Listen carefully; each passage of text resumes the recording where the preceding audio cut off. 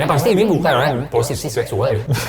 Jadi Yos sama Yubats, top down itu bukan posisi yang itu, yang mana top, yang mana down, atau bottom up ya. Udah kepikiran sih tadi. Udah kepikiran ya. Core-nya berisi nggak gitu kan? Bini lu nonton nggak? Oh my god. Oke. Enggak. Tolong dipotong nanti ya.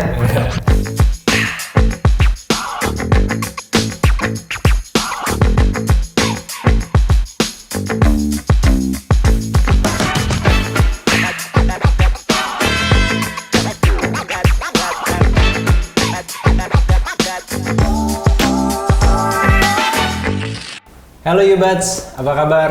Balik lagi di Bahas Uang by Urus Uang, podcast keuangan inspiratif yang akan membantu lo mencapai tujuan finansial, merdeka finansial, pensiun Lebih awal. Nah, balik lagi sama gua Karel, ada Aya sama Yose di sini. Kita sekarang mau bahas tipe-tipe strategi investasi. Ya. Nah, sebelum masuk ke pembahasannya, jangan lupa subscribe channel kita Urus Uang. Nah, gua kemarin di grup WhatsApp kampus kan di Yos ngobrol-ngobrol nggak sengaja lah kecetus saham dan ternyata beberapa orang, bahkan nggak cuma beberapa ya, banyak yang ternyata main di saham juga gitu. Dan tipenya tuh beda-beda. Ada yang beli sore jual pagi.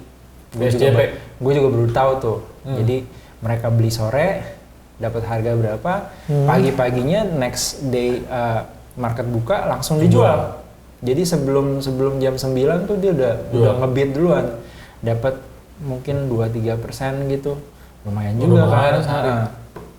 Ada juga yang tipenya kayak nge-hold, seumur hidup di hold terus gitu. Jadi kayak dia punya saham Unilever dari harga 7.000 sampai kemarin jeblok tuh. Tetap ditahan tuh Sampai 3.000-an ditahan terus. Malah dia kayak nambah lagi gitu.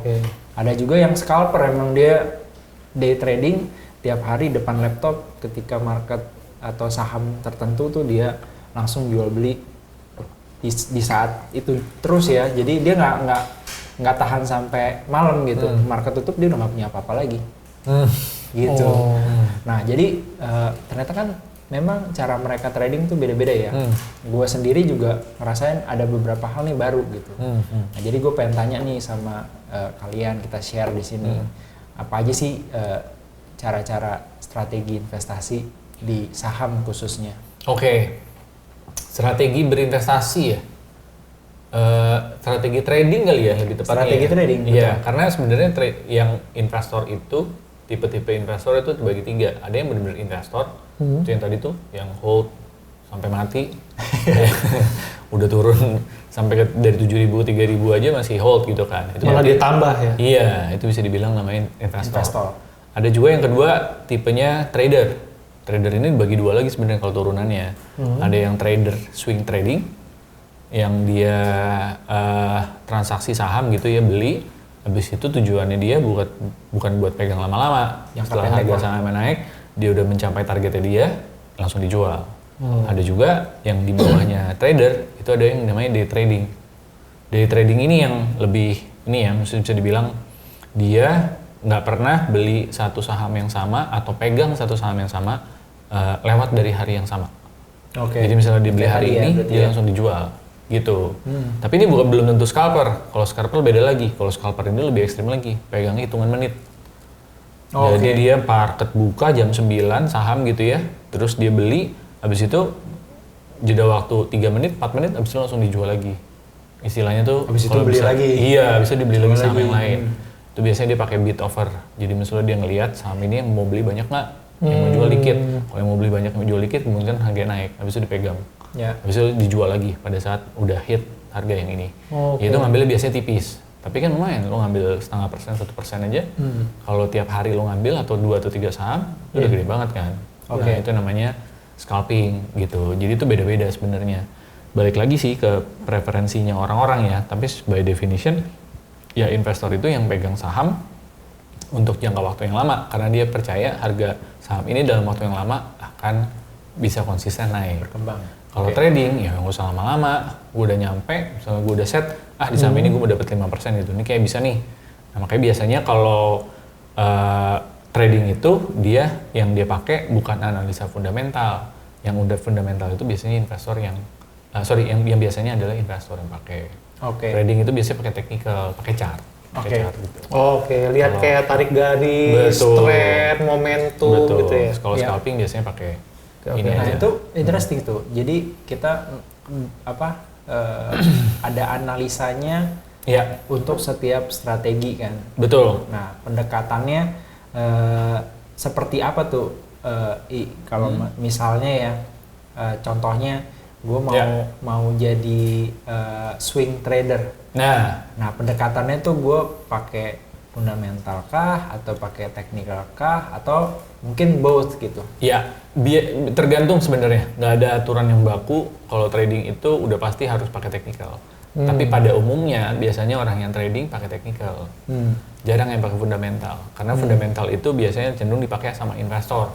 Karena fundamental itu untuk ngambil keputusan beli saham A gitu ya. Kalau lo analisa fundamental lo akan butuh waktu yang lama. Nggak cocok untuk trading yang gaya transaksinya cepat gitu. Jadi tapi ada juga yang trading pakai fundamental dulu, baru abis itu dia pakein itu untuk cari momentum yang pas untuk beli, dia pakai technicalnya.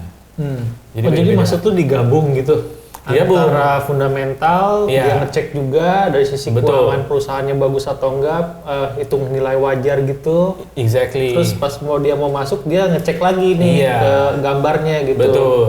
Pas waktu untuk beli atau enggak gitu ya. Ada juga yang cuma pakai technical doang. Tapi kalau gue pribadi, gue menggunakan kombinasi dua itu. Jadi dari 700 lebih saham yang ada di HSG, itu gue filter dengan menggunakan analisa fundamental. Jadi dia tuh misalnya ada 10 atau 15 saham yang menurut gue sekarang ini lagi under value, lagi murah. Selesai gue pakai analisa fundamental untuk iniin, itu baru pada saat kapan gue harus beli saham-saham ini, itu biasanya gue langsung pakai technical. Jadi untuk nentuin momentum. Tapi kan gue udah tahu beli saham apa. Bentar, lu belum mandi ya? Ini kayaknya ada dari tadi ada gue lihat ada nyamuk. Oh iya ini nih. Dari lu belum cebok ya? Malah dibalikin. Iya gitu. Jadi maksud gue fundamental itu untuk tahu apa yang harus dibeli. Kalau yang technical kapan harus belinya? Iya gitu. Kalau itu yang gue pakai. Tapi ada orang yang juga pakai technical doang karena dia udah pede gitu. Bisa ya? Bisa juga. Itu kan itu maksudnya balik lagi ke skill masing-masing dan preferensi dari si orang masing-masing. Tapi ya fundamental itu kurang lebih kalau gue jelasin secara singkat itu untuk menentukan value secara suatu perusahaan. Berdasarkan apa? Berdasarkan kinerja laporan keuangannya. Nah, dibandingkan dengan apa? Dibandingkan dengan periode perusahaan ini di masa lalu sama perusahaan yang sejenis di industrinya ini. Misalnya bayangin saham apa ya? Mungkin BCA misalnya. Lo mau beli BCA. BCA ini lo bisa bilang bagus berdasarkan apa? Ya lo bisa berdasarkan pakai analisa fundamental. Yes, enggak. Ini lo lagi bahas fundamental ya. Cuma maksudnya BCA sekarang ini tahun ini bagus karena tahun lalu kurang terlalu bagus. Nah, berarti kan itu satu kesimpulan lo bisa BCA sekarang lebih bagus. Terus kedua, BCA dengan peers-nya atau bank yang selevel kayak Mandiri atau BRI itu mana yang lebih bagus. Kalau BCA paling bagus sih berarti lu dapat dua kesimpulan kalau BCA lebih bagus dibanding yang lain. Nah, lu udah tahu dong lu akan beli BCA. Cuma kapan sih untuk menentukan kapan belinya? Itu lu pakai technical tadi. Nah, fundamental itu yang dipakai biasanya ya laporan keuangan perusahaannya. Gue pernah dengar ini nih istilah buat analisa juga ya. Ini mungkin lebih ke fundamental. Top down sama bottom up. Sama satu lagi core kalau nggak salah. Ya betul. Ya betul. Jadi ya lu udah pernah jelasin lah, kita juga udah pernah ngobrol. Mungkin teman-teman Yubas pengen tahu gitu kan.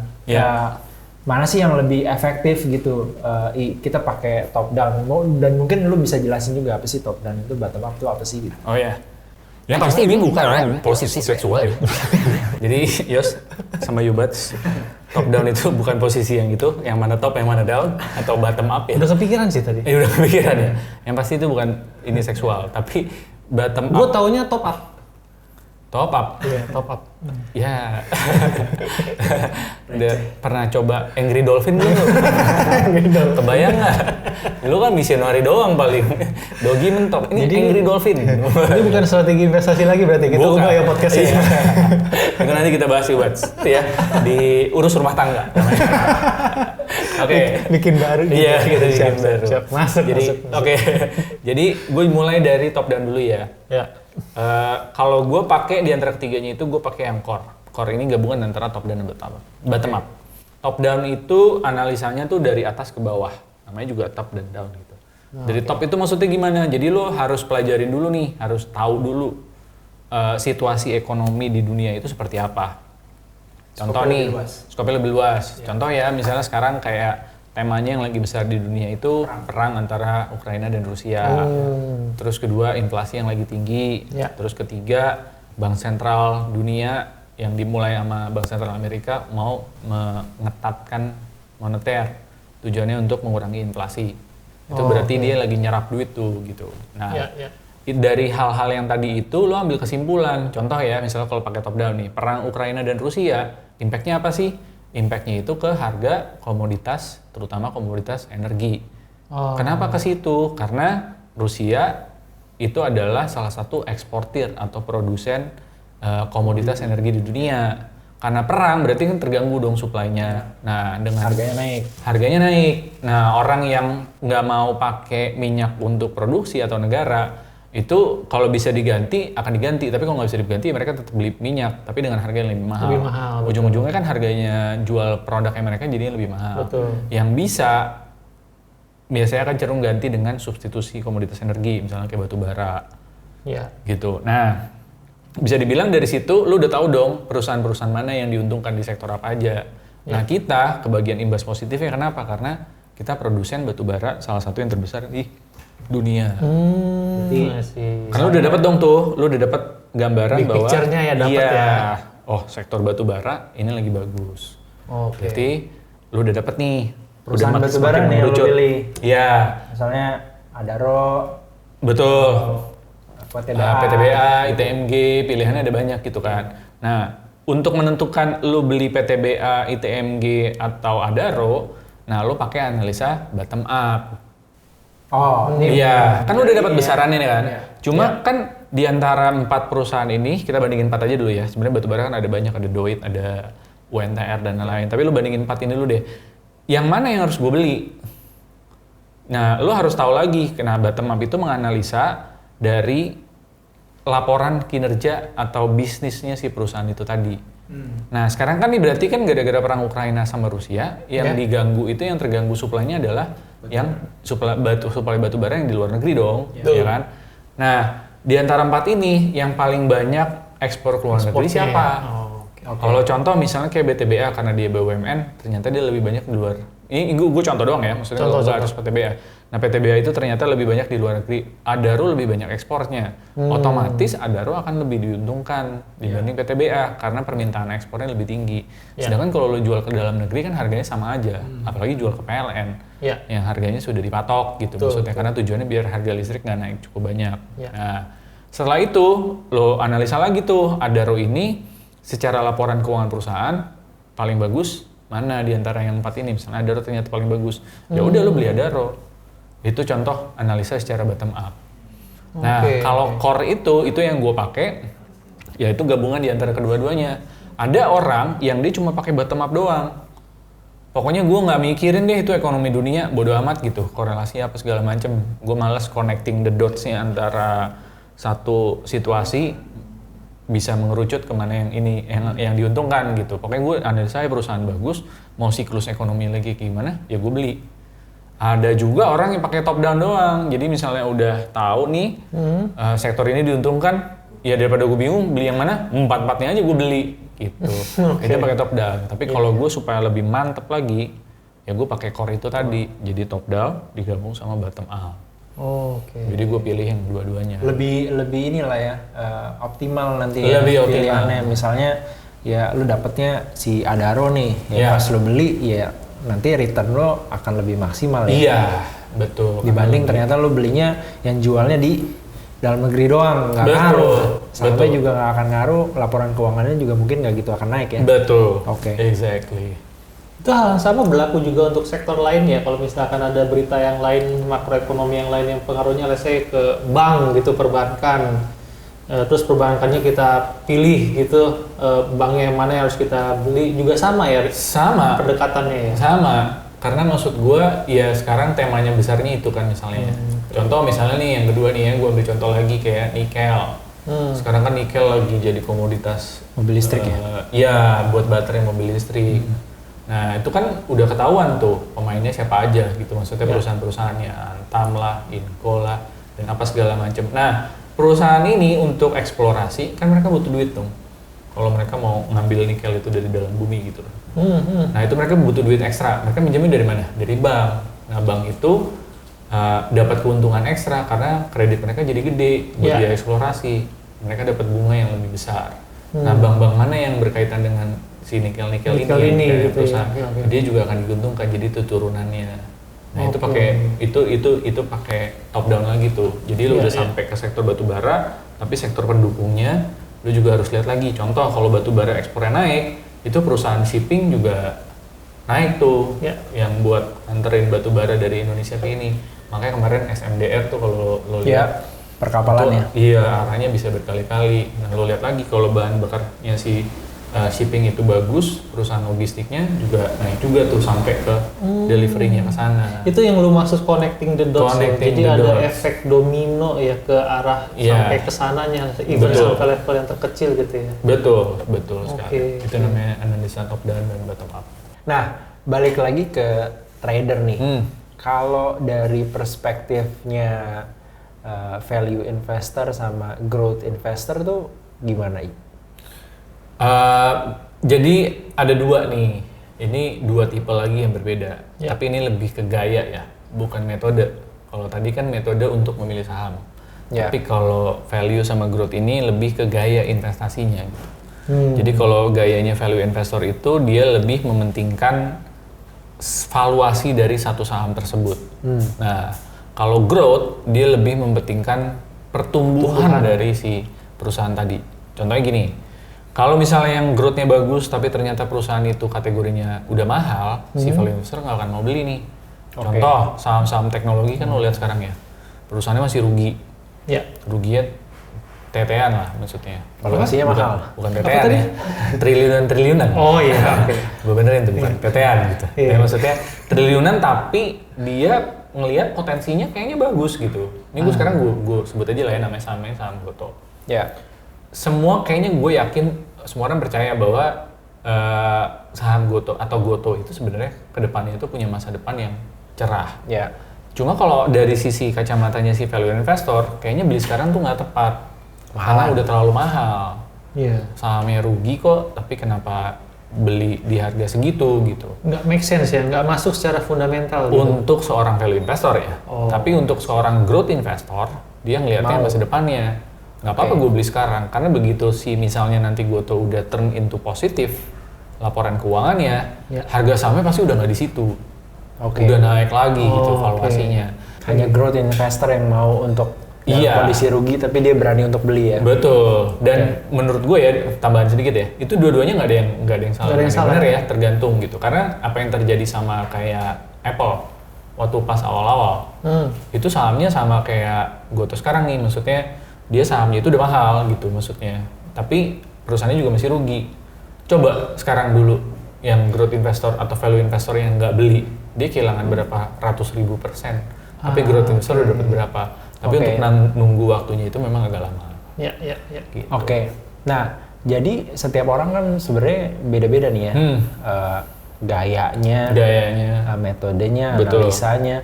Nah, kira-kira tuh gimana caranya kita dan Ubats mungkin bisa tentuin nih mana yang tepat nih, yang cocok sama gue tuh yang mana gitu. Betul.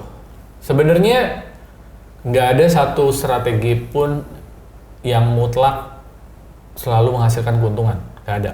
Kalau udah ada itu mah semua orang nggak akan ada yang belajar teknikal lagi kalau emang fundamental lebih bagus. Nggak ada yang belajar fundamental lagi kalau teknikal lebih bagus dan sebaliknya gitu ya. Jadi itu balik lagi ke preferensi masing-masing. Nyoba-nyoba berarti ya? Iya, nyoba-nyoba aja Cari mana yang yang pas cocok. buat lu gitu. Maksudnya lebih kayaknya gue lebih dapet feel-nya kalau ternyata gue pakai fundamental nih, karena gue belinya dengan penuh keyakinan gitu. Tapi misalnya kalau gue beli pakai teknik, gue juga kayaknya lebih akurat ya gue rasa gitu ya. Silakan pakai, karena orang punya preferensi masing-masing. Kalau gue lebih suka combine di antara keduanya. Nah, kalau misalnya tapi yang setahu gue ya, kalau sesuai dengan risk profile nih, kalau orang yang agresif itu biasanya pakai fundamental cenderung nggak cocok. Kenapa? Karena memang orang yang agresif itu mainnya maunya cepat. Iya. Nah, saham-saham yang fundamentalnya bagus itu biasanya growth-nya stabil tapi dalam jangka panjang. Kalau lo mau trading ya lo harus agresif. Ada juga yang mix. Kalau gue balik lagi, gue sukanya mix. Jadi gue campur tuh saham yang buat investasi sama saham yang buat trading. Sama kayak nyampur istri lah ya. Istri gimana dicampur?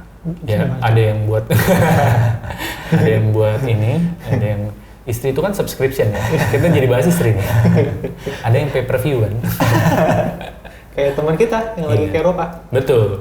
Pay per view tuh. Betul. Kalau dia kan yang punya bini, iya. Pakai nggak pakai bayar.